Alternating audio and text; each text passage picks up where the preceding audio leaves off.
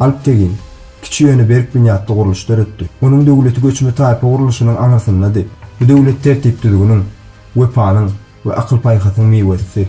Alp Teginiň ölümi bilen tag torunak görüşlerden soň onuň mirasçyları Giyewsi Söwük Tegin boldy. Söwük Tegin Gadnadaky guruluşy güýçlendirdi. Gadna häkimiýetini Zobalistan, Toharistan, Guru we Beluchistan çeligi etdi. Hindu şahlary ýeňip peşewere çelle öňe gitdi. Samany gol-golonlaryny basyp siyasi agalygyny gazandy. Söwük Tegin üçin döwletdiň öwür toprak däl, adalat, tertip we gelecekdi. Onuň psihologiýasy we paly esger bilen öňdöňörjü döwlet ýolbaşçysynyň utgaşmasy.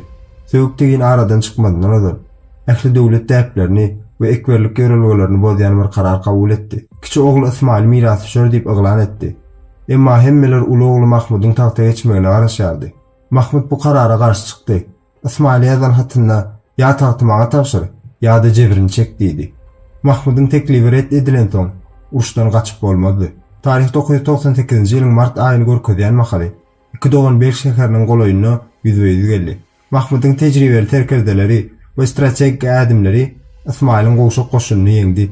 Ismail ýetiralny şeýdip gadnaly taty resmi taýdan elit götdi. Ýöne bu diňe bir başlangyçdy.